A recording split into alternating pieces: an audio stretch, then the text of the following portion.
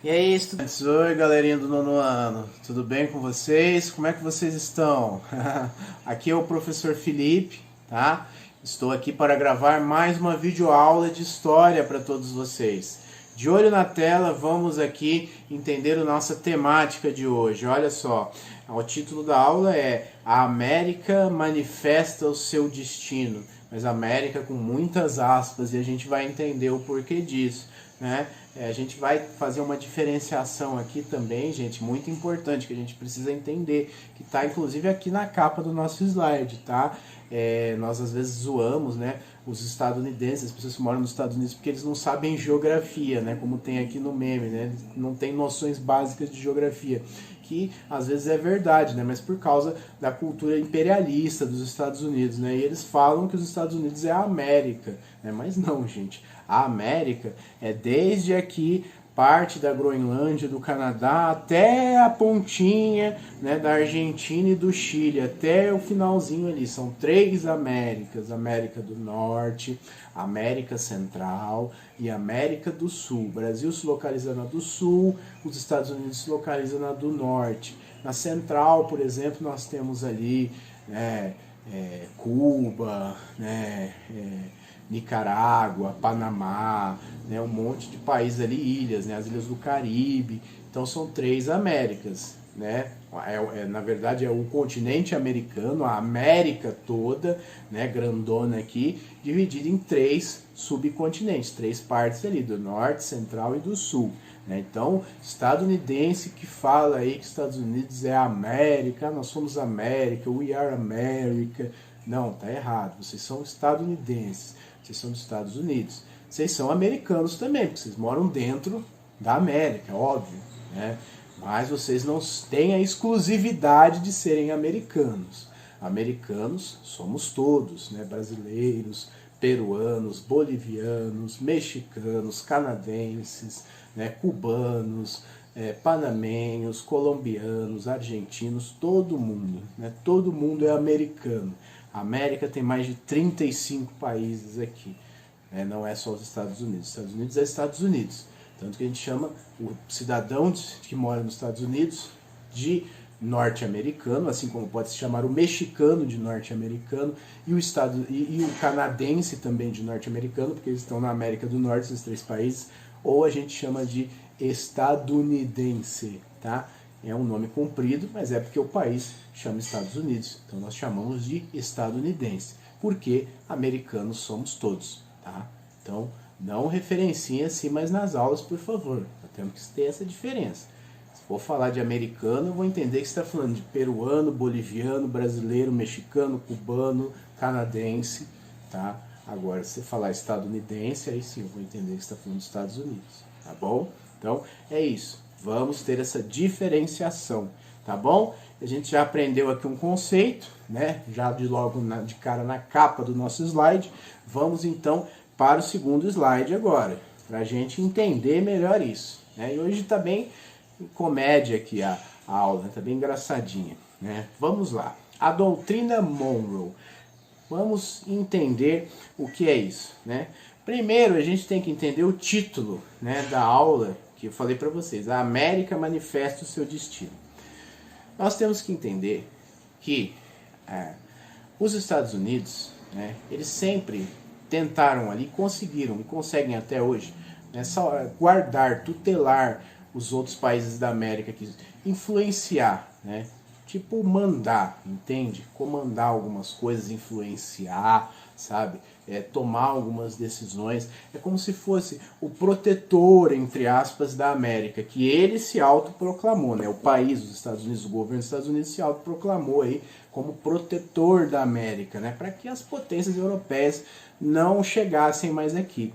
Só que aí ele acabou fazendo igual ou pior que as potências europeias aqui dentro, né? Com o imperialismo, né? Prejudicando o desenvolvimento dos países e tudo mais, né? E isso tudo começou, essa proteção aí forçada dos Estados Unidos contra nós latinos aqui, né? Para com nós latinos, né? Brasil, Peru, Bolívia, México, Cuba, Nicarágua, Colômbia, enfim, todos esses países aqui da América Latina, começou lá com a doutrina Monroe, né, que a gente vai entender o que é isso. Considerado um dos pais fundadores dos Estados Unidos, os fundadores ali da República dos Estados Unidos, né, que fizeram a independência, né, um dos pais fundadores dos Estados Unidos, Monroe foi o 5º presidente estadunidense. Seu mandato ocorreu entre 1817 e 1825, época conhecida como a Era dos Bons Sentimentos, isto é, um período de uma unidade nacional superficial, né? Mas tinha unidade nacional e oposição ao colonialismo. Eles não queriam mais o colonialismo da Inglaterra, né? Colonialismo europeu ali da Inglaterra. E suas interferências nas Américas também. Eles não queriam mais a Europa na América, porque a Europa havia colonizado a América do Norte, a do Central e a do Sul. Portugal, Espanha, Inglaterra, França, Holanda, todos entraram aqui e colonizaram alguma parte. Então os Estados Unidos não queriam mais isso. Não queria a Inglaterra mais no seu território e não queria mais a Europa nas Américas, né? Então eles iniciavam a sua tutela sem consentimento, né? Eles falaram, agora a gente vai proteger a América, mas não perguntaram para ninguém, não perguntaram para os brasileiros, para os peruanos, para os bolivianos, para os mexicanos, para os cubanos, para os nicaragüenses, para os colombianos, não perguntaram para ninguém. Falaram, agora a gente manda aqui na América, né? E é isso. Tá? E aí o James Monroe até tem uma frase que ele fala, América para os americanos, né? E aí começa a grande confusão, né? Na verdade, ali de quais americanos você acha que ele está falando?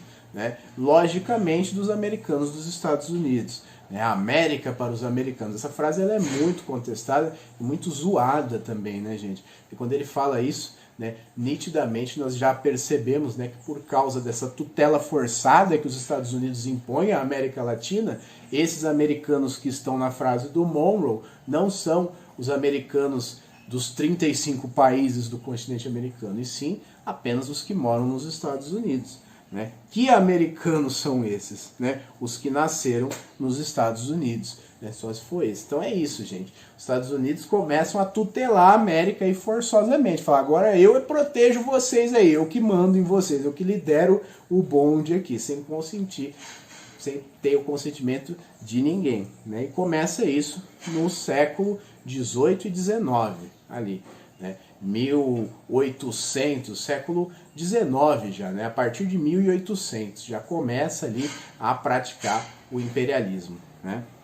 Vamos para o próximo slide para a gente entender isso melhor. O otimismo e o sentimento de progresso gerados pelo processo de independência das 13 colônias, somados às tensões com forças políticas federalistas, que era, lembra, o Sul era escravista, escravocrata, e o Norte não queria mais escravidão. Então, tensões com as forças políticas federalistas do Sul escravocrata e as negociações envolvendo territórios coloniais franceses e britânicos conferiam fragilidade à unidade nacional dos Estados Unidos. Então, gente, na época dessa guerra das 13 colônias, né, e dessa independência, no finalzinho do século XVIII ali, os Estados Unidos era um local muito frágil politicamente. Não havia uma unidade nacional completa, total ali. E haviam grupos guerreando entre si ainda, tendo um jogo de influência pesado ali, né, que eram os escravistas do Sul, né, e o pessoal que era contra a escravidão, era mais liberal do Norte, né.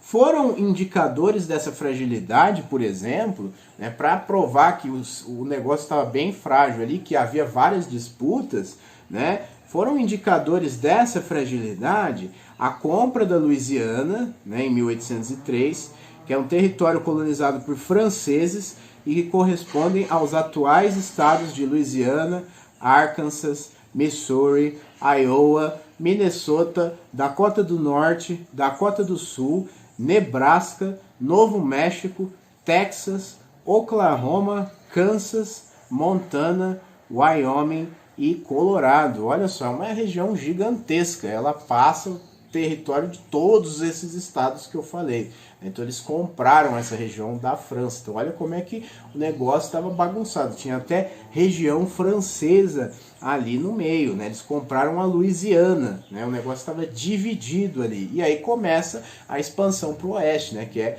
o negócio do Velho Oeste, lá lembra dos cowboys, né? É o pessoal indo para o oeste, compra a Louisiana e vai avançando ali o território, né? E também teve o compromisso do Missouri em 1820, que regularizou a escravatura na região, né? Então ali tinha o estado do Missouri, né? O território do Missouri, e o negócio estava, apesar dos Estados Unidos já ser independente, né? Já ter resolvido essas questões de independência com a Inglaterra e ter determinado que ia mandar agora na América, tutelar ali a América, a situação política interna deles estava caótica também, né? Tiveram que comprar uma região gigantesca da França para poder expandir o território para o oeste, né? Que é a região da Louisiana, que pegou aqui mais de 10 estados que eu falei, né? E tiveram que legalizar a escravidão em uma região ali, mesmo abolindo no país ali, né? No local ali da capital e tudo mais, né? Abolindo a escravidão com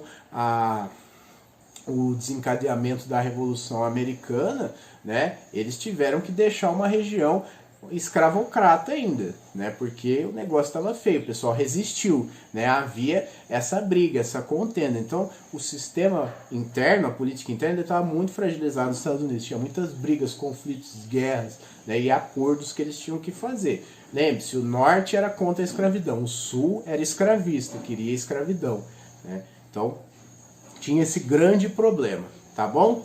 Vamos para o próximo slide aqui para a gente ver melhor o mapa. Olha só que legal, né? O mapa da região da Louisiana, né? Simboliza aqui a compra do território da Louisiana em 1803. Tá? Então olha como é grande, ó, passando aqui pelos territórios do estado de Montana, Wyoming, Colorado, Oklahoma, Kansas, Iowa, Nebraska. Olha, pega o estado inteiro do Nebraska, Kansas, o Missouri. Então, veja, pessoal, né, a região era muito grande, era enorme, era uma região francesa e eles tiveram que comprar, né? Imagina quanto eles não pagaram disso aí, né? E aí pagaram lá para a França, compraram essa região e agora podem expandir o território, né? Vai começar aí a marcha para o oeste, né? O pessoal começando a formar cidades, atrás de ouro, né? E de outras coisas mais. Vamos para o próximo slide.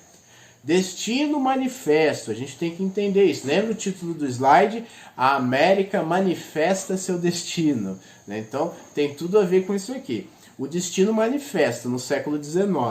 Veja bem, a doutrina do destino manifesto, em inglês Manifest Destiny, era uma crença comum entre os habitantes dos Estados Unidos. Era um senso comum ali que foi se formando nos Estados Unidos, né? Todo mundo repetindo isso. E aí foi se formando ali, né? Que diziam que os colonizadores estadunidenses deveriam se expandir pela América do Norte. Ela expressa a crença de que o povo estadunidense foi eleito por Deus para civilizar o continente. Então olha isso, né? Formou-se essa anedota aí, né? Esse costume, esse pensamento, né, através do senso comum, de que o povo estadunidense ali dos Estados Unidos foi escolhido por Deus para proteger a América, para ser a potência que cuida da América, né? E não, de novo, não consultaram ninguém, não perguntaram para o Brasil, para o Chile, para o Paraguai, para a Argentina, para a Nicarágua, para Cuba, para o México, para o Canadá, para ninguém. Não perguntaram para ninguém, só foram se estabelecendo aí, né? E deu certo, ó, deu certo, que eles estão aqui até hoje. Há 3 temas comuns no manifesto, né? No Destino Manifesto. Quais são eles? 1 é a virtude especial do povo estadunidense e suas instituições. 2, a missão dos Estados Unidos era redimir e refazer o Oeste à imagem da América agrária. Então, civilizar o Oeste, né? Por isso tem as marchas para o Oeste. Com isso mataram muitos indígenas, destruíram o meio ambiente, né? Mataram bisões, né? Hoje está um animal em risco de extinção. Mataram muitos indígenas, né? E levaram tudo, né? Que representava a América agrária para o Oeste, né? Fizeram um grande fazendão ali também, né? E aí nasce aquelas cidades do Velho Oeste, de cowboys e tudo mais que a gente tem aquele imaginário, tá bom? O destino irresistível para conquistar esse dever essencial com a bênção de Deus. Então eram 3 temas ali comuns do manifesto, né? Então aí a gente conclui ainda mais, né, que aquela frase lá do James Monroe quer dizer isso, né, que o meme aqui do DiCaprio está dizendo: a América é para os americanos? Sim, mas só para aqueles que nasceram nos Estados Unidos, hein? Então entenda, né, pessoal, é uma brincadeira, mas simboliza, né, uma realidade de que os Estados Unidos, né, começaram a tutelar a América Latina sem o consentimento de todos os países e causaram muitos estragos na economia dos países latinos, né, impedindo com que eles se desenvolvessem, até financiando ditaduras aqui dentro, né, como a nossa própria, que a gente sabe que teve influência, que é a ditadura de 64, que a gente já estudou também, viu um aulão temático especial, né, então a gente sabe que os Estados Unidos também financiou e ajudou, né? Então veja, né, o que os Estados Unidos causou aqui, né, com essa desculpa de que a América é para os americanos, né? E não, a América, na verdade, aqui nesse caso, é para quem nasceu nos Estados Unidos, que é lá que eles vão ter as oportunidades, as melhores oportunidades, né? Por quê? Porque os Estados Unidos praticam o imperialismo na América Latina, né? Ele extrai os recursos dos países, né, com a desculpa de que está protegendo a América das potências europeias. Mas na realidade, pessoal, é sair do fogo para entrar na frigideira. Para a gente aqui que é latino, né? Vamos combinar. Vamos para o próximo slide, para a gente entender ainda essa questão de uma maneira um pouco mais detalhada. Ó, Destino Manifesto e a expansão estadunidense. A expansão estadunidense ocorreu em 2 grandes frentes, ó, 2 grandes frentes.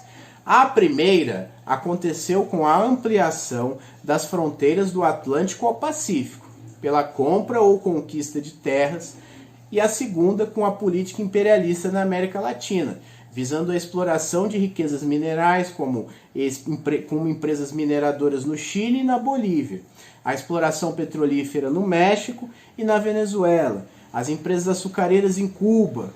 A criação da República do Panamá foi outro exemplo da política imperialista estadunidense nas Américas, que até gerou a construção de um canal que os Estados Unidos pôde usar ali de graça sem pagar para o Panamá. Então os Estados Unidos expandiam o seu território para o oeste, com a marcha para o oeste, né? Ali levando a agricultura, né, as fazendas, o que eles chamavam de civilização, né, a ferrovia também, né, a iluminação, levando para o oeste, né, a trancos e barrancos, né, matando um monte de indígenas, destruindo o meio ambiente, enfim, né, e também fizeram a expansão para a América Latina, através das esferas de influência, né, influenciaram os governos dos países latino-americanos, né, mandando e desmandando dentro dos países aqui da nossa América Latina, tá bom? O Panamá é um grande exemplo disso, né, que eles até construíram o canal lá para poder atravessar, né, eles é que financiaram a obra, né, e aí o Panamá deixou os Estados Unidos utilizar aquela área estratégica por vários anos. Então os Estados Unidos não dá ponto sem nó, né, gente, ele sabe, né, onde está enfiando o pé aqui na América Latina, e aí tutela a gente aqui, né, sem o nosso consentimento. Vamos para o próximo slide.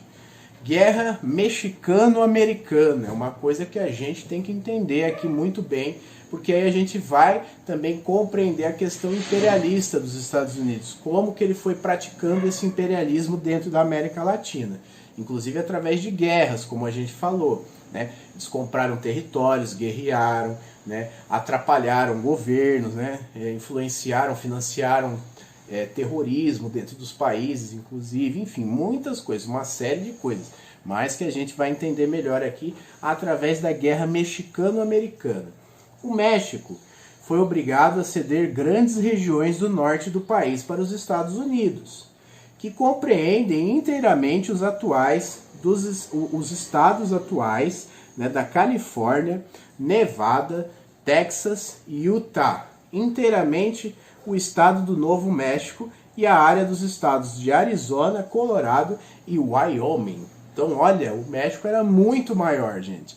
Mas os Estados Unidos guerreou com os nativos mexicanos ali e conseguiu, né, tomar uma grande parte ali de terras do México. Então os Estados Unidos fez a sua expansão, né, a troco de compras de territórios e guerras, né, e imperialismo, né, isso se chama imperialismo, guerrear com os outros países e tomar as suas terras através da força, né, expandir o território através da guerra. Os Estados Unidos fez isso e um dos grandes exemplos é a Guerra Mexicano-Americana, né, que ocorreu ali no século XIX, fazendo com que os Estados Unidos pegasse anexasse uma boa parte ali do território do México, tá bom? O México em 1824, antes da Guerra Mexicano-Americana, vocês podem ver aqui nessa imagem, tá? Então olha como ele era bem maior.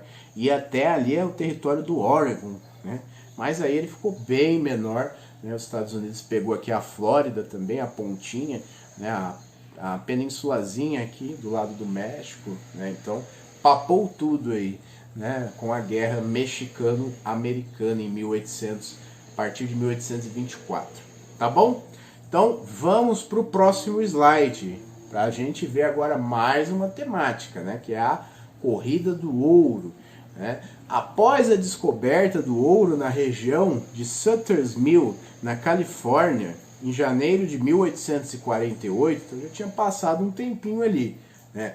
A gente falou um pouco da Revolução dos Estados Unidos, né, pela independência no final do século XVIII, né, aí os Estados Unidos começam a praticar o imperialismo ali, comprar territórios e expandir para o oeste, né, do seu próprio ali lado, do seu próprio território ali, né, e também guerrear com os outros países da América Latina para anexar os territórios, como a gente viu na Guerra Mexicano-Americana, né, que aconteceu em 1824.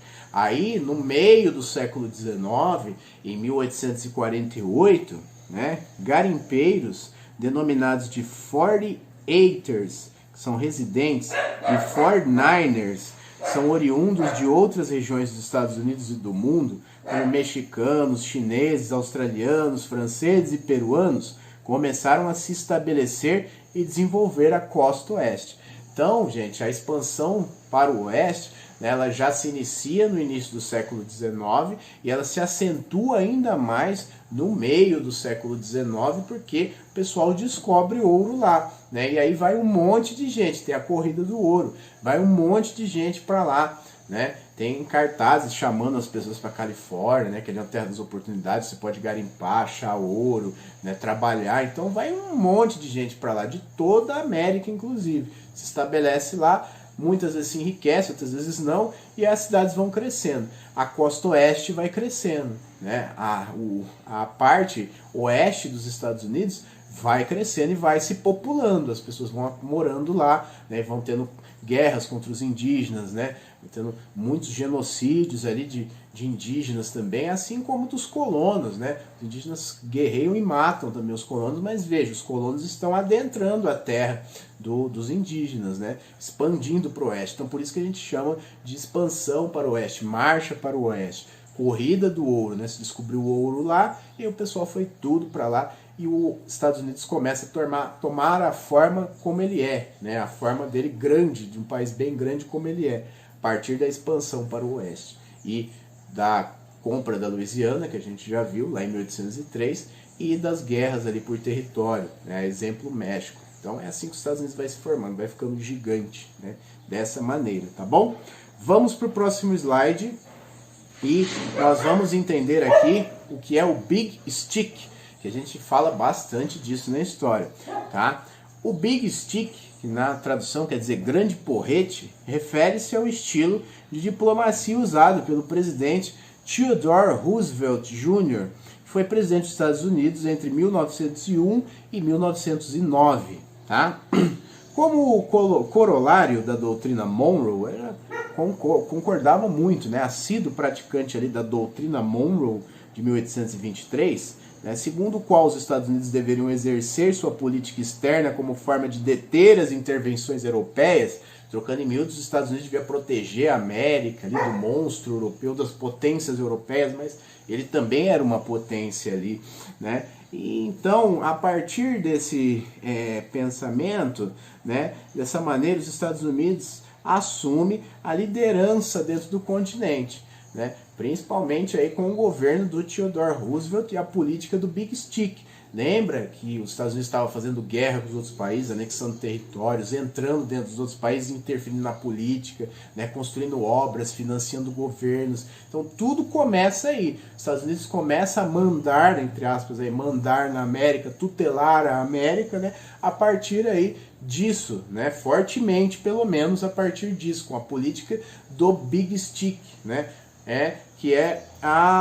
que tem até uma frase aqui do Theodore Roosevelt, né, que ele diz: fale com suavidade e tenha à mão um grande porrete. Né? Então, é basicamente isso, né? O que a charge mostra aqui também, né? O presidente com um grande porrete aqui na mão, né? Guardando, né? Cerceando aqui o Caribe, né? Tomando conta, né? Circundando ali, né? Então, você pode até falar com uma voz suave, né? Você pode até falar aí de forma descontraída, né, de forma calma, mas tem que ter um grande porrete na mão. O que é o grande porrete? É o poder do exército, bélico, armamento. Se tiver isso, se sua linguagem for essa, você entra no país, faz o que você quer, aproveita dos recursos do país, né, e enriquece com isso. Era o que os Estados Unidos e é o que os Estados Unidos faz, né, com vários países no mundo, inclusive aqui no Brasil, países da América do Sul, na América Central. Cuba sofreu muito com isso, né? Por isso que se enveredou para o lado socialista também, porque estava ali, né, no sopé dos Estados Unidos, na pontinha dos Estados Unidos, né? Foi um dos países que mais sofreu com o imperialismo estadunidense durante o século XIX. Tá bom? Então é isso, o Big Stick é o grande porrete, né? A política do... você pode até falar manso, mas você tem que ter um porrete à sua mão, né, para usar ele quando necessário. Isso causou sérios problemas aqui na América Latina. Tá bom? Vamos para o próximo slide.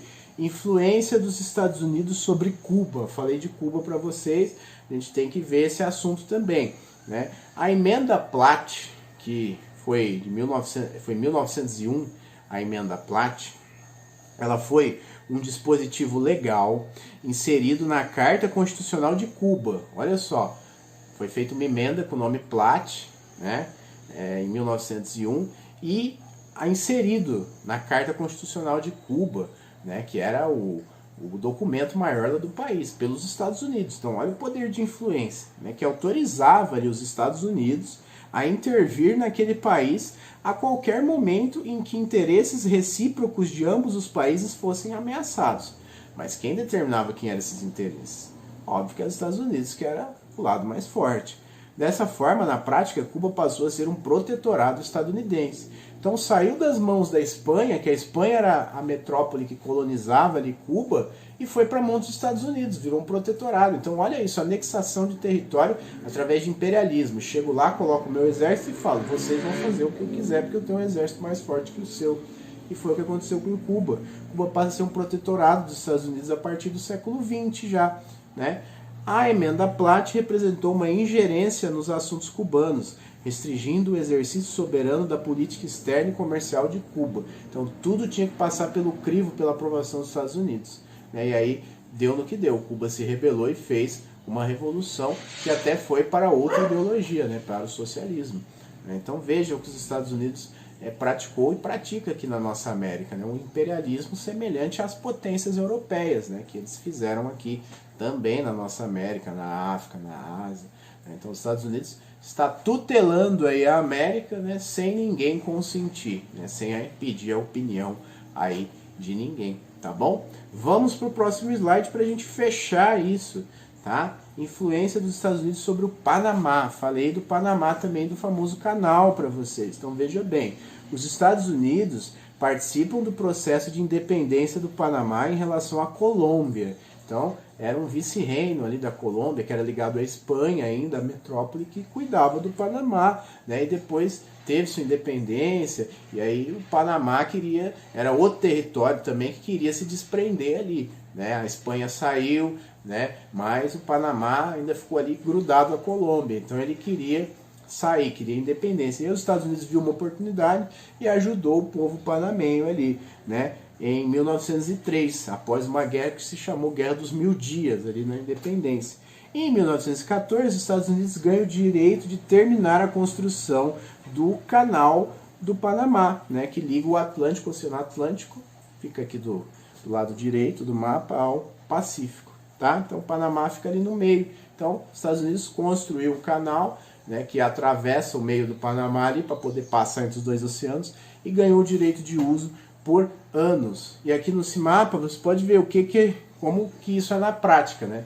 Antes, para você chegar do outro lado do mar, né, e ir para a Ásia, por exemplo, né, porque a Terra é redonda, né, gente? Todo mundo sabe disso. Então, para você sair, por exemplo, dos Estados Unidos e ir para a Ásia, você tinha que, se você estivesse na costa leste aqui, né, você tinha que atravessar, descer a América toda e depois contornar e voltar e subir, né? Aqui, às vezes, até nem precisava ir para a Ásia, né, para ir para o próprio Estados Unidos aqui, voltar para a costa oeste. Aí era melhor ir por terra, né? Mas com o canal, né, você vê que é o pontilhadinho vermelho que simboliza o canal, né, os Estados Unidos pode atravessar aqui e ir para outra parte tranquilamente, ao invés de ter que dar a volta toda até contornando a América do Sul, ele passa aqui pela América Central através do canal do Panamá e chega ao outro lado, tá? E isso faz muito a diferença, porque se os Estados Unidos ganhou o controle, ele também ganhava o controle de quem passava ali, né? Então arrecadava muito dinheiro também, impostos, enfim. Os Estados Unidos não dá ponto sem nó. Ajudou o Panamá na independência, mas teve que cobrar alguns favores aí. Assim como fez com Cuba também, né? E é isso, né, pessoal? Assim é a história da nossa América, né? Infelizmente, explorada pelos europeus, né, as superpotências europeias, né, durante as grandes navegações, as potências europeias durante as grandes navegações, né, a partir do século XIV, século XV, século XVI, né, e depois conseguiram sua independência, mas começaram a ser explorados também a partir do século XVIII, XIX, pelos Estados Unidos, né, que pegou aí a tutela da América sem pedir o consentimento de ninguém, né, e aí se diz protetor da América contra a Europa, mas faz coisas até piores que a Europa aqui dentro, né, gente? Então essa é a triste história da nossa América Latina, né, que continua ainda servil a uma potência, sempre, né, seja a Europa, seja os Estados Unidos. Quem será a próxima? Né? Espero que ninguém, né, que a gente consiga uma independência plena mesmo, né? Não só a que está no papel, tá bom? Então é isso, gente. Para finalizar, é isso, nossa reflexão aqui, e vamos para o próximo slide, tá? E obrigado, muito obrigado por assistirem a minha videoaula até o final, tá? Fico muito agradecido, é muito importante que vocês assistam, tá? E também é muito importante que vocês não fiquem com dúvidas. Tirem as suas dúvidas, me contate, tá presencial também, vai lá, me chama, pergunta, chama no WhatsApp, Facebook, Instagram, tudo que você quiser, mas não fique com dúvida, tá bom? E lembre-se, use máscara, se cuide, use álcool em gel, mantenha o distanciamento, não deboche da pandemia, não menospreze, porque a pandemia não acabou ainda, tá? E a variante Delta está vindo aí na nossa cidade, inclusive já tem casos na nossa cidade, né, que são preocupantes. É uma variante que mata muito mais, tá bom? Mata, contamina, deixa doente e mata muito mais do que a Covid normal, tá bom? Então tomem cuidado, tá bom? Se cuidem, um grande abraço, boa semana e bons estudos. Tchau, tchau!